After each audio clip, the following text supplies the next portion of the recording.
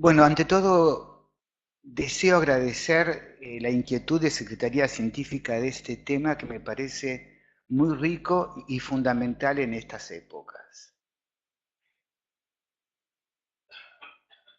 El caso clínico aportado por la Secretaría Científica y el artículo Los nuevos caminos de la terapia psicoanalítica 100 años después de Freud me han estimulado a plantear algunas consideraciones metapsicológicas y técnicas acerca del tema ¿qué entendemos por proceso analítico? Que pasaré a enumerar. Estos son los temas que voy a intentar desarrollar. 1. El proceso analítico en los tiempos del nanosegundo. 2. La teoría de la técnica no es mala palabra. 3. Indicadores clínicos y fundamentos metapsicológicos en un proceso analítico. 4. Transferencia, contratransferencia y campo analítico. 5. Es una pregunta. ¿Se está desterrando el concepto de resistencias en el psicoanálisis contemporáneo? Porque últimamente no leo artículos donde se hable acerca de las resistencias. ¿Se han emigrado de la teoría psicoanalítica? ¿Hay tiempo a las resistencias en los tiempos de la precipitación y del nanosegundo? El proceso analítico y su tiempo. El resorte del proceso analítico. Interpretación e insight. Dialéctica del proceso y no proceso analítico. Proceso analítico y Selbstgefühl. Y el último, la intimidad en el proceso analítico, el poder de las autoimágenes narcisistas. Cuando escuché con atención y con placer a Andy, nos trajiste a Garma, a Greenberg, a Raskowski, a Lieberman, y yo voy a traer a Willy de Baranger. Les recomiendo que hay un artículo que para mí es uno de los mejores de los Baranger, que está en la revista 1982, número 4, que se llama precisamente Proceso y no proceso. Yo voy a hacer una versión personal de proceso y no proceso en el psicoanálisis y en la psicoterapia. Después voy a tomar el caso clínico para poder articular estos conceptos en el caso clínico en la primera instancia, porque después viene un intercambio con los colegas, ¿verdad? Dentro del vasto abanico de temas que este título convoca, me centraré específicamente en uno, aquel relacionado con los indicadores clínicos y los fundamentos metapsicológicos que orientan acerca de la existencia de un proceso o de un no proceso, tanto en el psicoanálisis como en la psicoterapia. El resorte del proceso analítico se define como una repetición transferencial cuya interpretación permite una rememoración de lo reprimido y escindido y su eventual elaboración. El proceso analítico presenta una alternancia de momentos de proceso y de no proceso, como trabajo de recuperación de obstáculos que determina su fracaso o su éxito. El no proceso analítico es cuando el proceso tropieza o se detiene, siendo sus manifestaciones más complejas a descubrir por la aparición de los indicadores positivos utilizados para disimular la existencia de un proceso que en realidad se disfraza de movimiento, pero permanece estereotipado. El proceso analítico apunta, a mi entender, a un cambio estructural del analizante, a la reestructuración de la personalidad por medio de la elaboración. La elaboración representa lo esencial del proceso analítico. Confiere al tratamiento psicoanalítico su sello distintivo. Si bien el método psicoanalítico reconoce como objeto fundamental el hacer consciente lo inconsciente, este en realidad es el punto de partida. No confundir este comienzo con el análisis todo. El resorte y el paso más importante del proceso de análisis lo marca la Durcharbeiten, el trabajo de elaboración. Freud lo considera como el principal factor de la eficacia terapéutica. Laplanche y Pontellier definen a la elaboración como proceso en virtud del cual el analizante integra una interpretación y supera las resistencias que ésta suscita. Se trata de una especie de trabajo psíquico que permite al sujeto aceptar ciertos elementos y librarse del dominio de la insistencia de los mecanismos repetitivos. La necesidad de la reelaboración se basa en poder vencer la fuerza de la compulsión a la repetición, la atracción que ejercen los prototipos inconscientes sobre el proceso pulsional reprimido y escindido. Me interrogo, si parte de la elaboración la cumple también el analista para ayudar a adquirir el insight en forma más duradera, porque todos sabemos que un insight aislado no hace verano. Se requiere el trabajo silencioso, paciente y prolongado de la elaboración. Esta pregunta nos enfrenta a una confrontación de los diferentes esquemas referenciales teóricos que originan profundas distinciones entre los analistas. ¿Cómo enfoca cada analista a la situación analítica y a los roles del analizante y del analista en la misma, y el interjuego que se juega entre las realidades externa y psíquica? Y dentro de esta última, ¿cómo entiende la dialéctica entre lo intrasubjetivo y la intersubjetividad? Algunos analistas privilegian exclusivamente la dimensión intersubjetiva sobre la intrasubjetiva, haciendo a tabla rasa con un postulado freudiano fundamental, aquel que formula que el síntoma es un producto transaccional, efecto del conflicto entre los sistemas psíquicos, conflicto definido por la represión y en última instancia por el carácter de las representaciones sexuales que operan atacando constantemente al sujeto bajo el modo de compulsión a repetición, es decir, de la pulsión de muerte. Mientras que otros enfatizan en exceso los influjos de la realidad externa, pudiendo llegar a la disolución del carácter intrasubjetivo del conflicto psíquico que da lugar al síntoma. Ahora me voy a referir a indicadores clínicos e indicadores metapsicológicos. Según Freud, los indicadores que informan acerca de la existencia o no de un proceso analítico se revela por el vencimiento de la amnesia infantil, la recuperación de los recuerdos reprimidos y escindidos y el análisis sistemático de las resistencias. Y además no olvidemos que el sentido de la historia constituye un indicador esencial de lo que hay que develar en psicoanálisis. El concepto de campo analítico acuñado por William de Baranger aporta valiosos indicadores clínicos para la evaluación de la existencia o no de un proceso. Señalan que la fluidez de un discurso no bastaría si no se acompaña de la presencia de una circulación afectiva dentro del campo.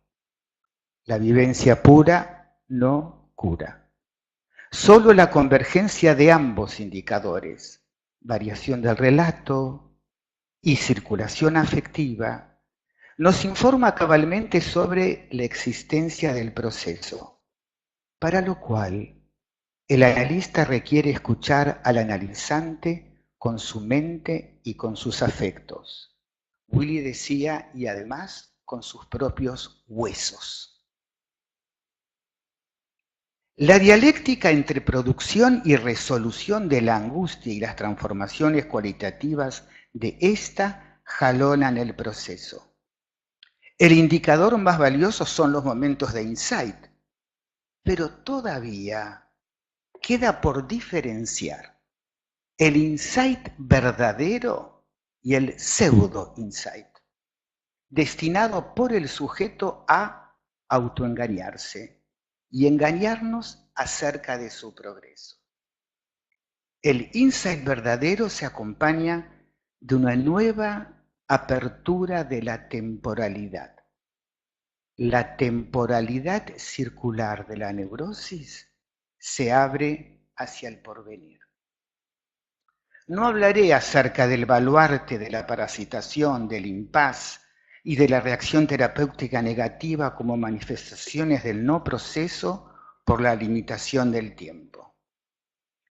Fundamentos metapsicológicos. Este es un punto que quiero resaltar. La metapsicología y la clínica son esenciales, a la vez que diferentes y complementarias, puesto que la experiencia clínica sin la metapsicología anda a tientas y la metapsicología sin la clínica deviene hueca. A continuación expondré cuáles son, en mi esquema referencial teórico, los 4 ejes metapsicológicos más salientes que me orientan en la detección de la existencia de un proceso o de un no proceso, tanto en el psicoanálisis como en la psicoterapia. Estas guías metapsicológicas apuntan a revisar si han sido suficientemente elaborados los siguientes temas. 1. Las autoimágenes narcisistas. 2. Los complejos materno, paterno, fraterno y parental y la dimensión amical. 3. El reordenamiento de las identificaciones. Y 4. Los duelos y sus destinos, sus relaciones con las memorias del pavor, del rencor, del dolor y del esplendor. Porque dime como tú duelas, nada más, bueno, dime como tú duelas y te diré quién eres. Antes de pasar al material clínico, que espero que sea en una segunda vuelta para ver cómo se relaciona esto con el material clínico, porque creo que uno de los puntos importantes es que a veces la teoría, la clínica y la técnica están escindidos y faltan los puentes. ¿Qué? ¿El qué? Ahora, pero en 3 minutos no puedo. Lo que sí quiero comentar, que todos estos elementos, en esta época que estamos todos inmersos, analista y analizante, ¿cómo se hace con el nanosegundo? Porque últimamente los pacientes vienen por necesidades no a analizarse, sino a hacer un coaching. Hay que responder inmediatamente qué lugar ocupa el silencio en la sesión. ¿Qué lugar ocupan las resistencias en la sesión? Entonces considero que ahora, 100 años después de este excelente artículo de Freud, tenemos que más que nunca no diluir un elemento fundamental que me gustaría luego comentarlo con ustedes, cómo escuchamos que habla lo inconsciente en el discurso del paciente. Porque si no escuchamos cómo habla lo inconsciente, diluimos nuestra función específica. Esto me gustaría, por eso yo celebro este encuentro para poder trabajarlo. Y lo que entiendo únicamente, ya tengo 1 minuto, que para que haya elementos para saber si hay proceso o no proceso, yo tengo que tener indicadores clínicos propios y metapsicológicos que me orienten si sí o no. Y últimamente, y acá corto para respetar el tiempo, que en el caso clínico, para empezar, hay una palabra que es nada. La palabra nada, que la enuncia 13 veces, es donde yo siento que el inconsciente nos habla. Porque a partir de la posición subjetiva de nada, el otro es todo. Y a partir de esa posición subjetiva de nada, hay una devaluación de su Selbstgefühl. ¿Qué entiendo por Selbstgefühl? Es lo que ustedes saben del capítulo 3 de Introducción del Narcisismo. Selbstgefühl es autopercepción, sentimiento de sí, autovaloración, sentimiento de la propia dignidad. ¿Qué pasa con la dignidad y la indignidad en esta paciente? Porque si no hay indignidad necesaria, no hay motor de cambio.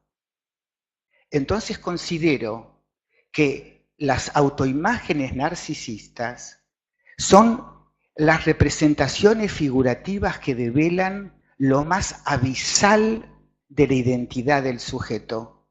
Y creo que no hay proceso analítico si estas autoimágenes narcisistas no mutan, no cambian. Dejo acá.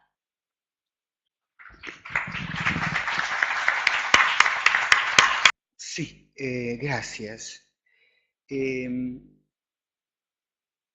Yo quisiera, un minuto antes, trabajar un punto especial, Gustavo. Yo creo que el tema de lo intrasubjetivo, lo intersubjetivo y lo transsubjetivo es fundamental.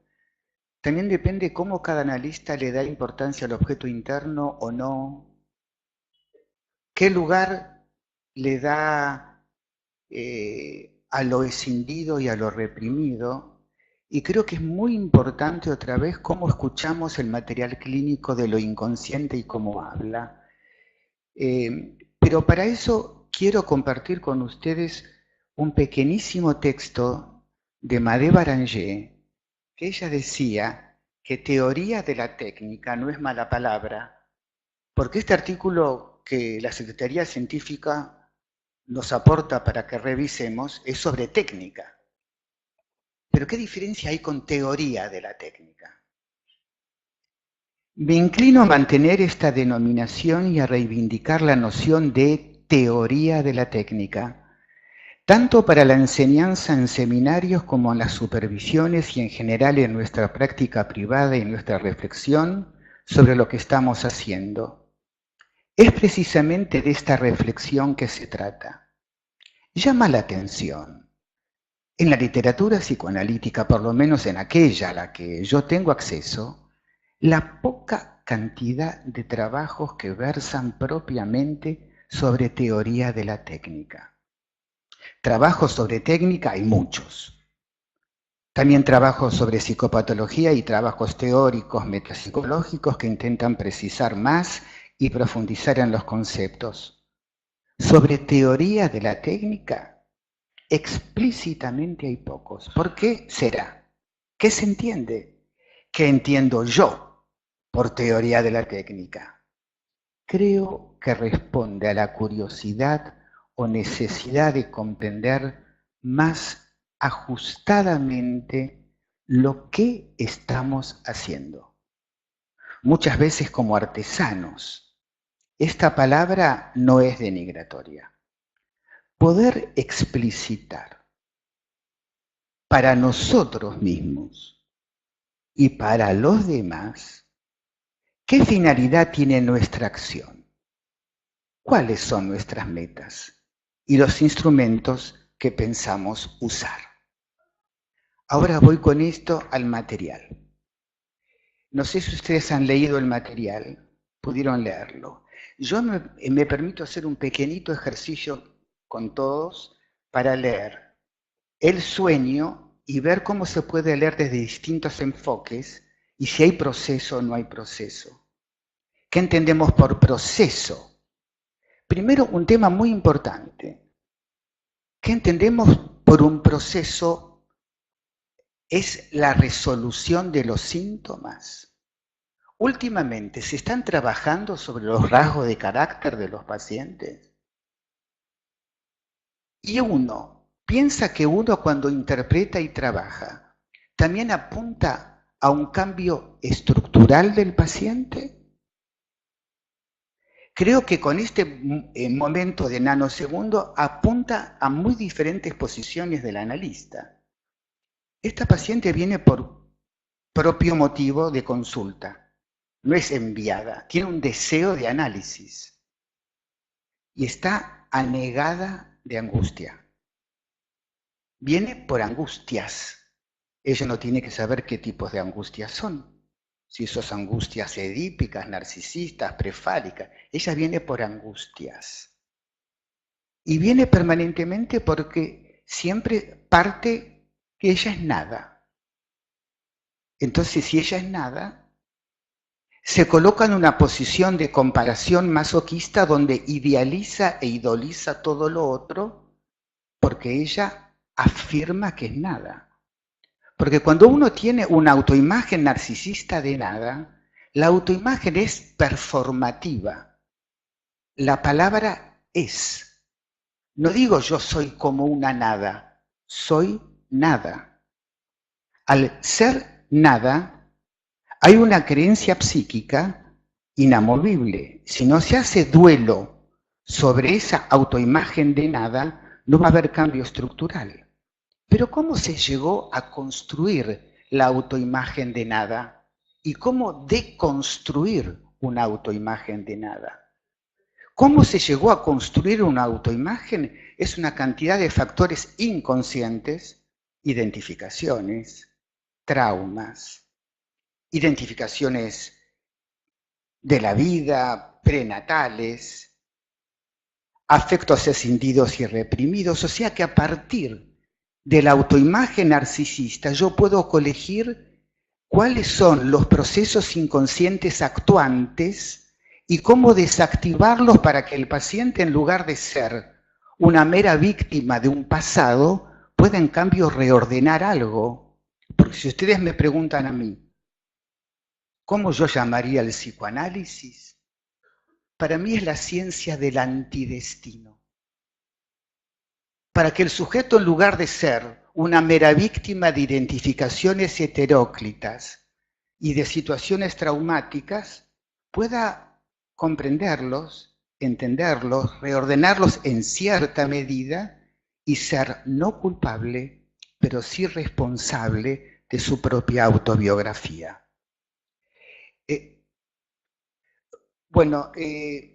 Si ustedes me preguntan, ¿qué elemento clínico, no manifiesto, sino metapsicológico? Hay cambios en lo manifiesto, pero en lo profundo, en lo de las angustias y en la posición subjetiva, para mí no hay proceso analítico en este caso. Bueno, voy a intentar a responder, pero una pregunta, son 12:15. Yo me quiero permitir algo para ver el texto y no eludir el texto, escuchar un poco el sueño del texto, para ver cómo escuchamos cada uno lo inconsciente, qué diferente es aquel que siempre lee desde la intersubjetividad o desde el Edipo. ¿Qué diferencia es cuando se elude los conflictos intrapsíquicos entre los sistemas? Porque van a ser lecturas totalmente diferentes.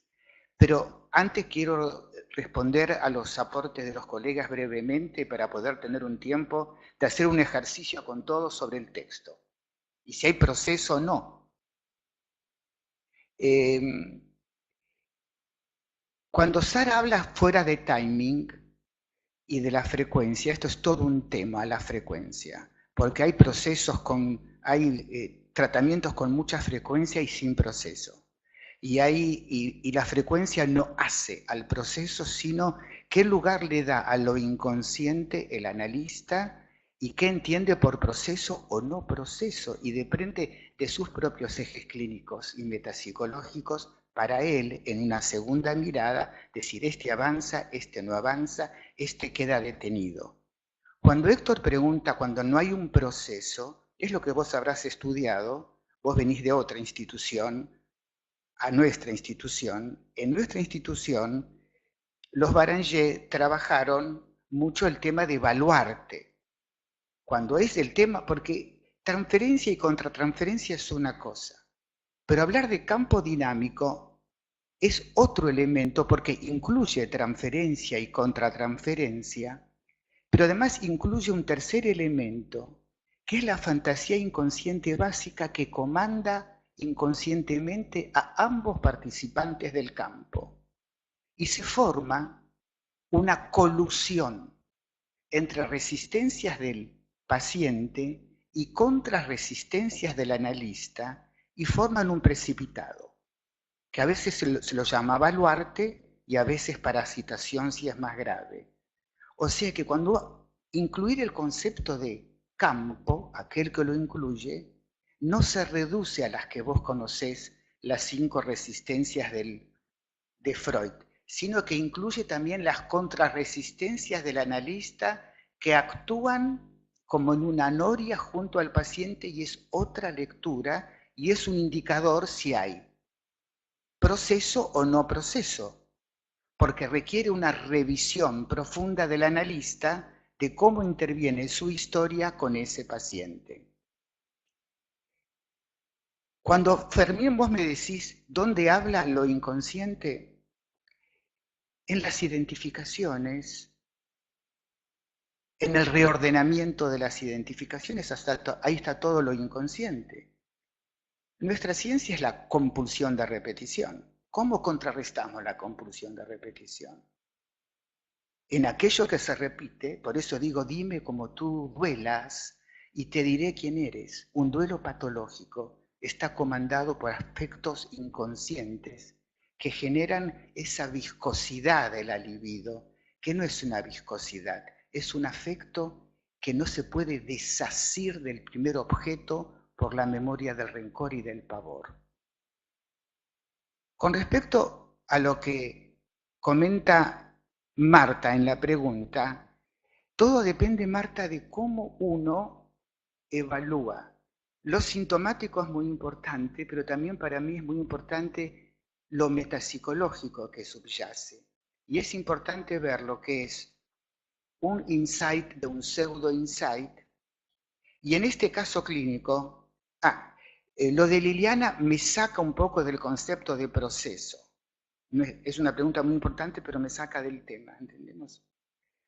Lo traigo en psicoterapia y en psicoanálisis porque considero que en cada elemento, más allá de la frecuencia y de la especificidad, cómo escuchamos lo inconsciente si creemos que la elucidación de lo inconsciente alivia el sufrimiento humano y depende de nosotros.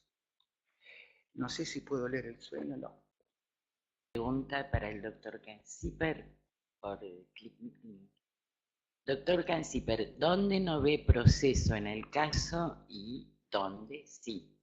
Y el doctor nos propone el ejercicio clínico de leer el sueño del que habló.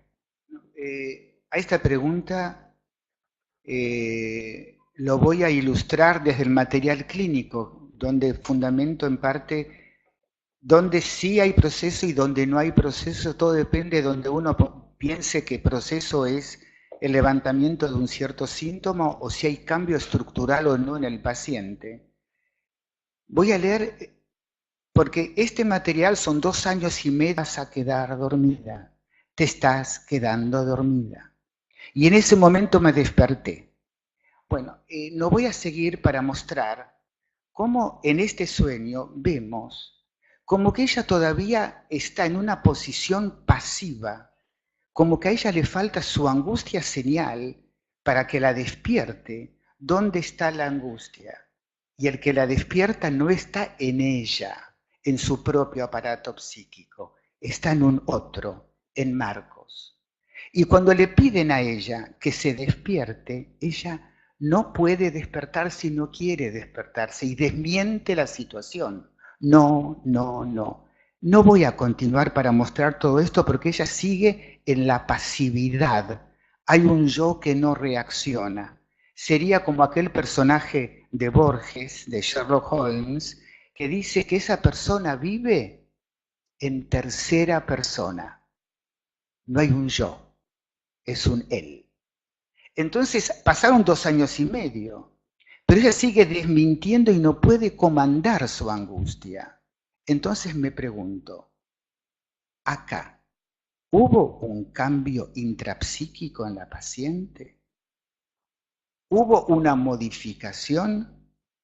Además, al tener un sentimiento de nada, ella se deja llevar por lo que el otro decide. Entonces, al no tener una dignidad de lo propio, porque la palabra dignidad viene de dignus, y dignus en latín es merecedor de. ¿Ella de qué es merecedora? ¿De qué es merecedora? Creo que hasta que el paciente no cambie el sentimiento de su autopercepción, autovaloración y autodignidad, considero que no es un cambio profundo. Una sola frase. Yo quisiera acá articular la teoría de la técnica y cómo escucha el analista, ya que Andy habló de Garman, ¿no? Hay un sueño.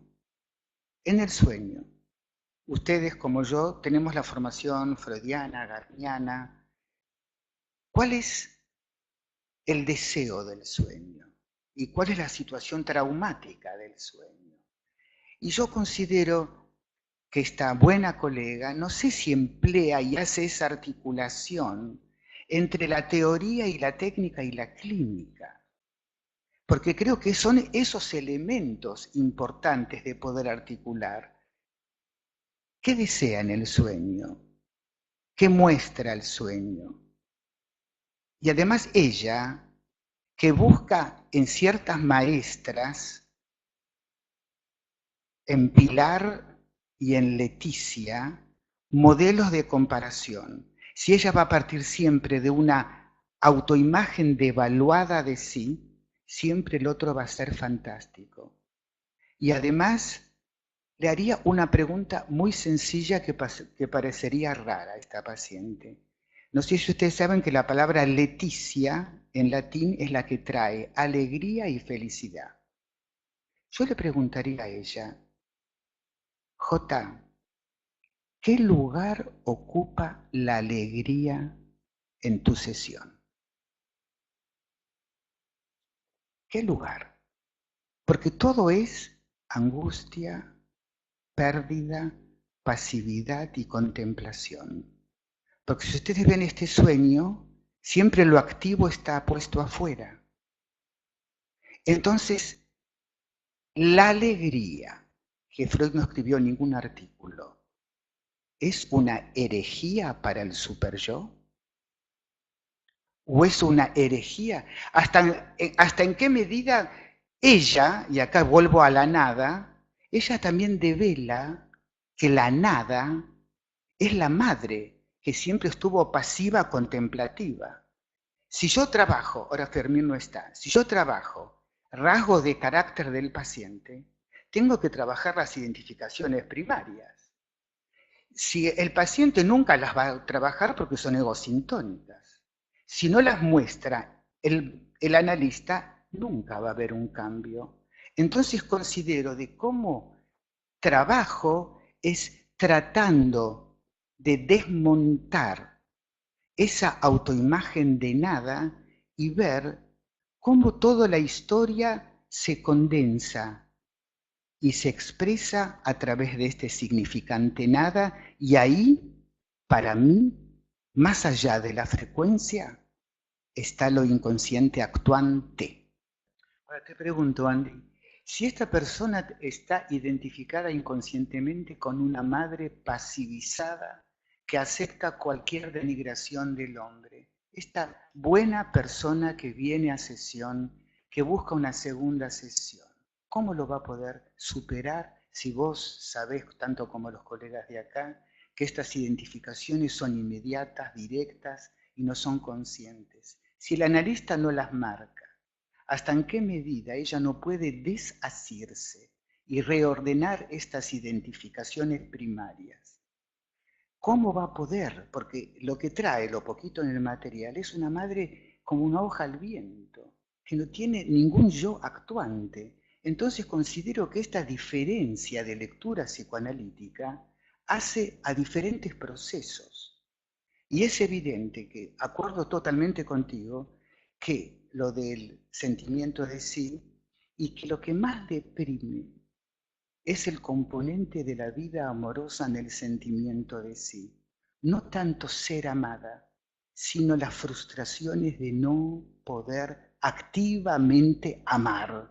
Y todo el sueño está pasivizado. Claro, uno se pregunta si en una vez por semana uno logra despojarse y